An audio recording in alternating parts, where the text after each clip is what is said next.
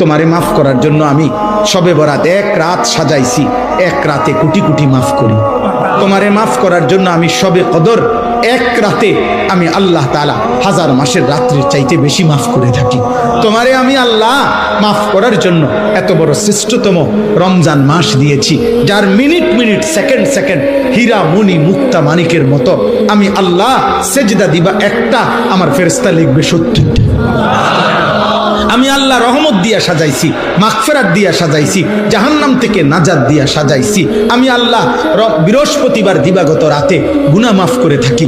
প্রত্যেক দিন তাহাজ্জুদ নামাজের ওয়াক্তে গভীর রাতে কোটি কোটি বান্দা আমি মাফ করি। তাহলে মাফ করার জন্য প্রতিদিন রাত্রে ঠিক করছি, বৃহস্পতিবার রাত্রে ঠিক করছি, শবে বরাত ঠিক করছি, শবে কদর ঠিক করছি, পুরাটা রমজান ঠিক করছি।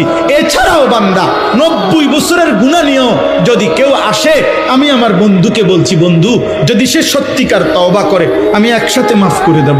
আসমান পরিমাণ গুনাহ নিয়ে আসলে মাফ করে দেব, পাহাড় পরিমাণ গুনাহ নিয়ে আসলে মাফ করে দেব, জমিনের বালুকণা পরিমাণ গুনাহ নিয়ে আসলে আমি মাফ করে দেব। তুমি এরপরে বলো, বান্দা আমি যদি তোমাকে জান্নাত দিতে চাইছি বলে কতভাবে আয়োজন করলাম, আমি আর কি বললে, আর কত সুযোগ দিলে তুমি জাহান্নাম থেকে মুক্তি পাইবা।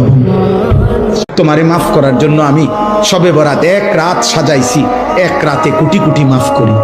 তোমারে মাফ করার জন্য আমি শবে কদর এক রাতে আমি আল্লাহ তাআলা হাজার মাসের রাত্রির চাইতে বেশি মাফ করে থাকি।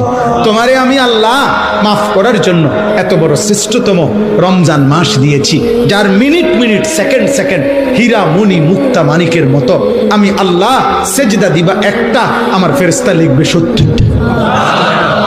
আমি আল্লাহ রহমত দিয়া সাজাইছি, মাগফিরাত দিয়া সাজাইছি, জাহান্নাম থেকে নাজাত দিয়া সাজাইছি।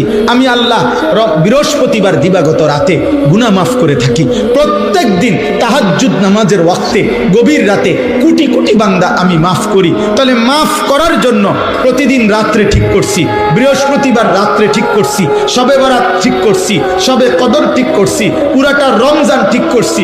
এছাড়াও বান্দা 90 বছরের গুনাহ নিয়েও যদি কেউ আসে, আমি আমার বন্ধুকে বলছি, বন্ধু যদি সে সত্যিকার তওবা করে আমি একসাথে মাফ করে দেব।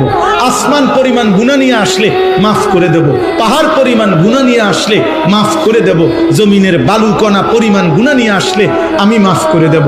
তুমি এরপরে বলো, বান্দা আমি যদি তোমাকে জান্নাত দিতে চাইছি বলে কতভাবে আয়োজন করলাম, আমি আর কি বললে, আর কত সুযোগ দিলে তুমি জাহান্নাম থেকে মুক্তি পাইবা।